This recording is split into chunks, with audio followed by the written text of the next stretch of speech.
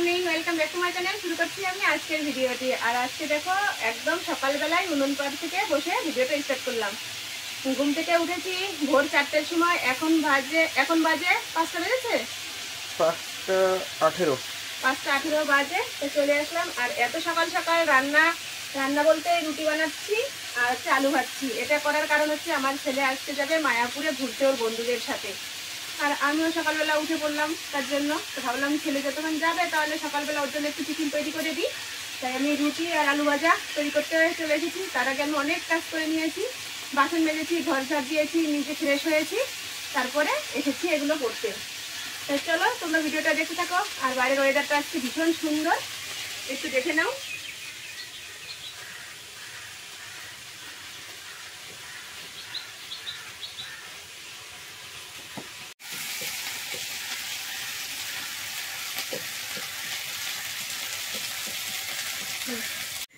রান্না করতে করতে গ্যাস শেষ হয়ে গেছে। আবার মার ঘরের থেকে রুটি আলু ভাজা কমপ্লিট করে নিয়ে আসলাম আর ছেলেকে খেতে দিয়ে দিয়েছি। এই যে ও বসে পড়েছে, সকালবেলাও স্নান টান করে নিয়েছে। এই যে রুটি বানিয়ে নিয়ে এসেছি আর এই যে ছেলেকে দিয়ে দিলাম। এখন আলু ভাজাটা দিয়ে দেবো ওকে।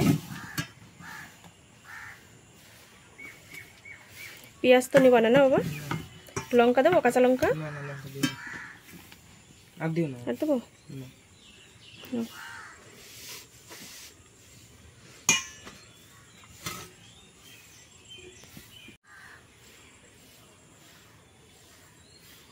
ছেলে রেডি হয়ে বেরিয়ে যাচ্ছে আর ওর বন্ধু আসছে শঙ্করপুর থেকে। সাবধানে যেও বাবা।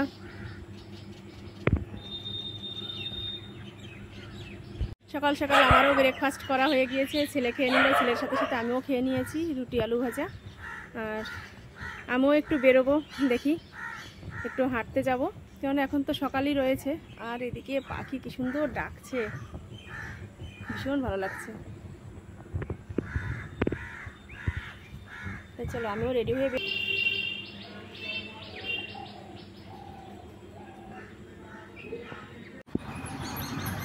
এই যে হাঁটতে হাঁটতে চলে আসলাম অনেকটা দূরই আমাদের বাড়ি থেকে। ওই সামনে বড় একটা মাঠ রয়েছে, সেই মাঠেই যাব। আর ছেলে তো বেরিয়ে পড়েছে, ও কী করবে ওখানে। আজকেই ফার্স্ট টাইম একা ওকে ছাড়লাম। আমার কাছে ও একা, কিন্তু ওর বন্ধুর সাথে যাচ্ছে, ওখানে ও একা নয়, ওর সাথে লোক রয়েছে। কিন্তু তবুও মাঠ, এই যে হচ্ছে সেই ফাঁকা মাঠ, গজিন ক্লাবের মাঠ বলে এটাকে। এখানে পুজো হয়, সরস্বতী পুজোর মেলা হয়, অনেক বড় অনুষ্ঠান হয় এখানে। সেই মাঠেই চলে আসলাম হাঁটতে। চারিপাশে এই যে বাড়ি রয়েছে আর এই মাঠটার মধ্যেই সবাই খেলাধুলা করে, সকালবেলা এসে দৌড় রান এইসব দেয়। আর আমি চলে আসলাম এই মাঠে। কি ভালো লাগছে না, পিছনটা একদম ফাঁকা, ঠিক আছে।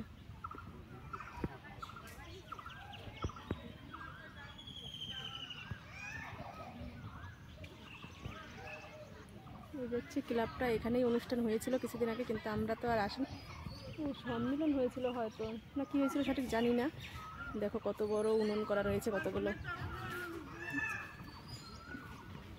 তো চলো একটু হাঁটি এই মাঠে। আমার মাঠ হাঁটা হয়ে গেছে, এখন আমি এই যে বাড়ির দিকে যাব। তো চলো,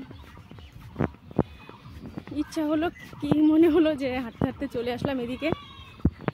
আর এই যে পুরো মাঠটা, সকালবেলা আসলে আর একটু ভালো হতো, কিন্তু এখন অনেকটাই তো বেলা হয়ে গেছে, এর জন্য রোদ উঠে গেছে। এরপরে যখন আসবো তখন সকালবেলা আসবো।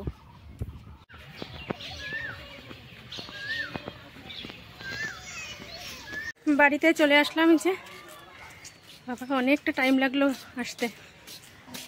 বাড়ি এসে রান্নাবাড়ি করে নিয়েছি, এত ব্যস্ততার সাথেই রান্না করেছি যে তোমাদের সাথে সেটা শেয়ার করা হয়নি, কারণ আমার ঘরের গ্যাসটা শেষ হয়ে গেছে। মায়ের ঘরে রান্না করেছি, এই কারণেই আরও শেয়ার করা হয়নি। ভুলেই গেছি যে ভিডিও করতে হবে। তো যাই হোক, খেতে বসেছি।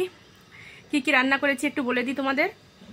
খাওয়া আমার অনেকটাই প্রায় হয়ে গেছে, আর অল্প একটু রয়েছে। এখানে আমি ঘাটকল পাতা বাটা নিয়েছি, আর এখানে রয়েছে যে কুমড়ো ভাজা, চাকচাক করে কুমড়ো ভাজা হয়েছিল, আর এখানে রয়েছে একটা মাছ ভাজা, আর এ যাচ্ছে মাছের ঝোল। তা চলো খাওয়াটা মোটামুটি শেষের দিকে, আরেকটু বাকি আছে, খেয়ে নিই, খেটে তারপর আবার তোমাদের সাথে কথা বলছি। খাওয়া দাওয়া সেরে একটু কাত হয়েছি, আর এভাবেই আধ ঘন্টা কেটে গেল। বিছানার মধ্যেই বড় দেখে একটা তরমুজ নিয়ে বলছি কেন, এনে রেখেছি। ভাবছি কাটবো কাটবো, কিন্তু এই যে শুয়েছি আর উঠতে ইচ্ছা করছে না। বুঝতেই তো পারছো, দুপুরবেলা খাওয়া দাওয়ার পরে তো একটু ঘুম আসেই, কিন্তু এখন তো ঘুমালে হবে না, আমার এখনও প্রচুর কাজ রয়েছে। আমি কিন্তু এখনও স্নান করিনি। সকালবেলা যে বেরিয়েছিলাম ড্রেস চেঞ্জ করে, আর ভুলেই গেছি যে আমার স্নান করা হয়নি। এখন বাইরে এক বালতি জামা কাপড় ভেজানো রয়েছে, সেটার দিকে যখন চোখ পড়েছে তখন মনে পড়েছে, হাই রে, আমি তো স্নানই করিনি এখনও। তাই ভাবছি খাওয়া দাওয়া যেহেতু করেছি, একটু রেস্ট নিয়ে নিই, একটু কাত হয়ে শুয়েছি আর লেট হয়ে যাচ্ছে। তো চলো আর বেশি দেরি করব না, এখন জামা কাপড়গুলো কাচবো, কেচে স্নান করব, স্নান করে এসে তারপরে তরমুজটা কাটবো। দাও, তার আগে তোমাদের দেখিয়ে দিই কত বড় একটা তরমুজ বাবা এনেছে। সেটাই বিছানার উপরে রেখেছি, ফ্রিজে জায়গা হচ্ছে না রাখার।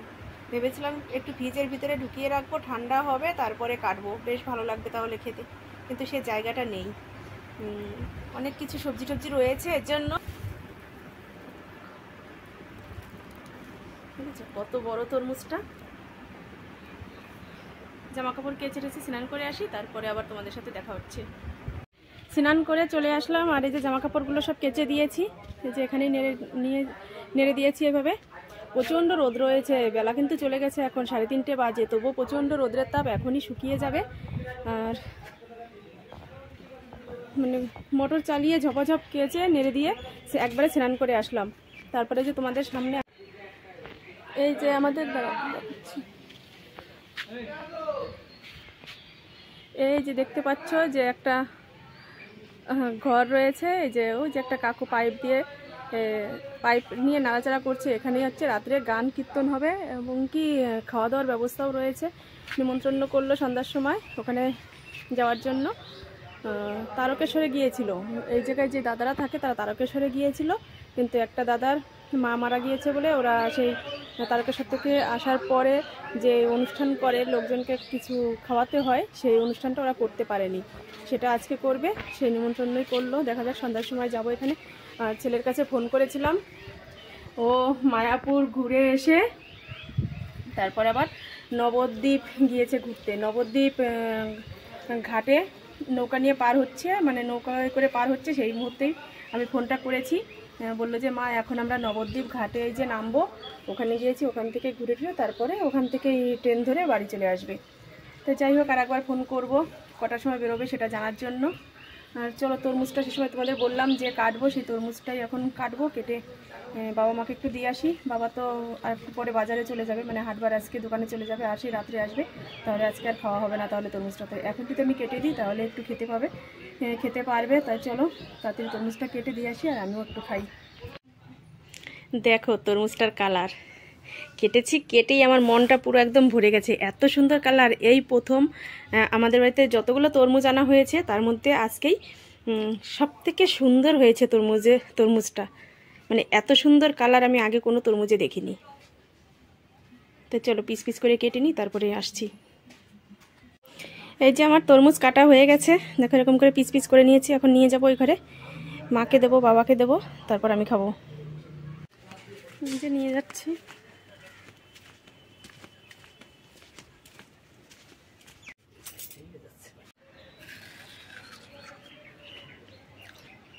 দারুণ মিষ্টি।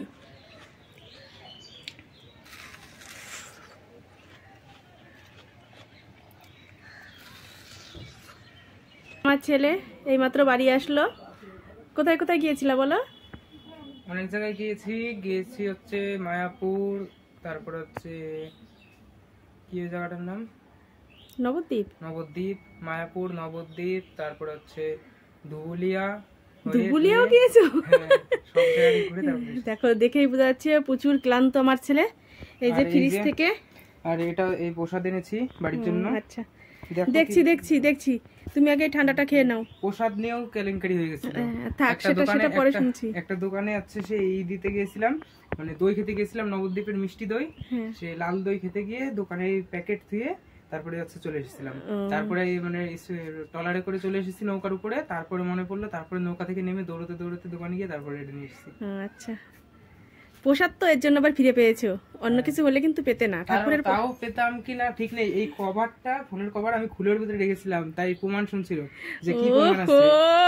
এটা আমার ফোনের কভার, ফোনে লাগিয়ে তারপরে দেখালাম। দারুন দারুন, তো একটা কভার তবু একটা মানে প্রমাণ হিসেবে কাজ করে না। ওই যে ঠান্ডা রেখেছিলাম, গ্লাসে ঢেলে দেবো না, খাও, পুরোটা খেয়ে ফেলো বোতল ধরে।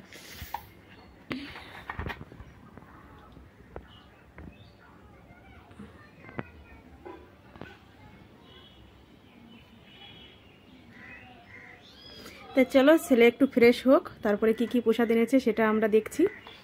ও জামা কাপড় ছেড়ে একটু হাত মুখ ধুয়ে নিক। সেই সকালবেলা বেরিয়েছে আর এখন আসলো। এখন দেখো ঘড়িতে 5টা 40 বাজে। তো চলো একটু পরে আসছি আবার। সামনে আয়।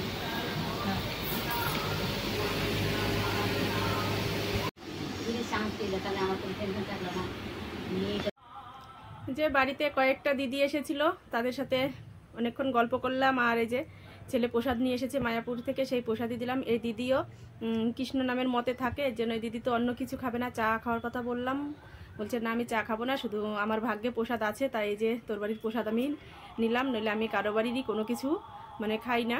তো যাই হোক, এখন ওদের তো দিলাম, এখন আমরাও একটু খাবো। মাকে তো দিয়ে দিয়েছি, এখন ছেলে একটু নেবে আর আমি একটু খাবো। ছেলে বসে রয়েছে, ছেলে স্নান করে আসলো এখন, এসে নে বাবা এই যে প্রসাদ রয়েছে, না ওখান থেকে।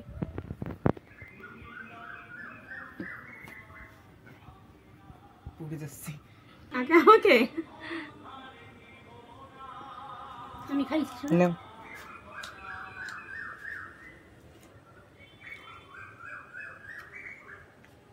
ভালো, এই প্রসাদটা নেই, এটা আমি এটা খাইয়ে দিই।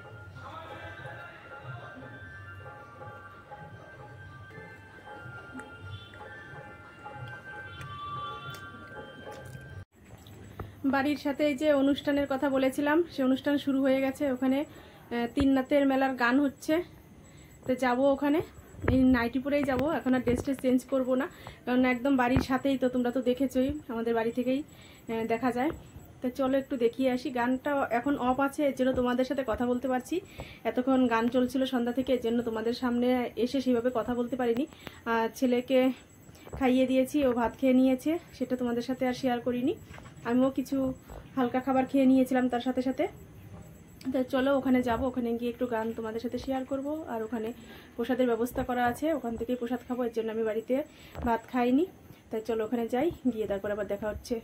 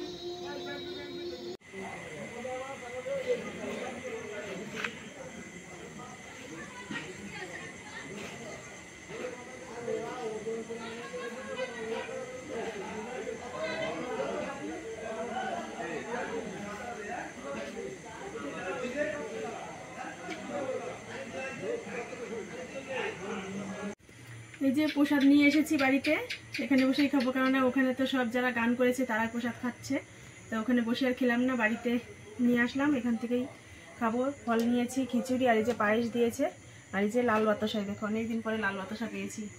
চলো বাতাসা দিয়ে খাওয়াটা শুরু করি।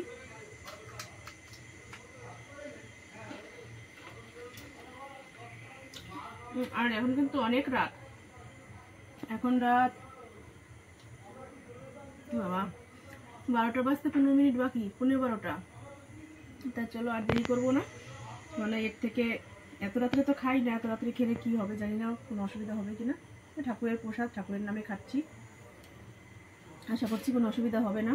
তো চলো খেয়ে নিই, আর ভিডিওটা এখানেই শেষ করছি। তোমরা ভালো থেকো, সুস্থ থেকো, আমার পাশে থেকো। আগামীকাল নতুন আরেকটা ভিডিওর সাথে দেখা হচ্ছে। চলো আজকের মতো গুড নাইট।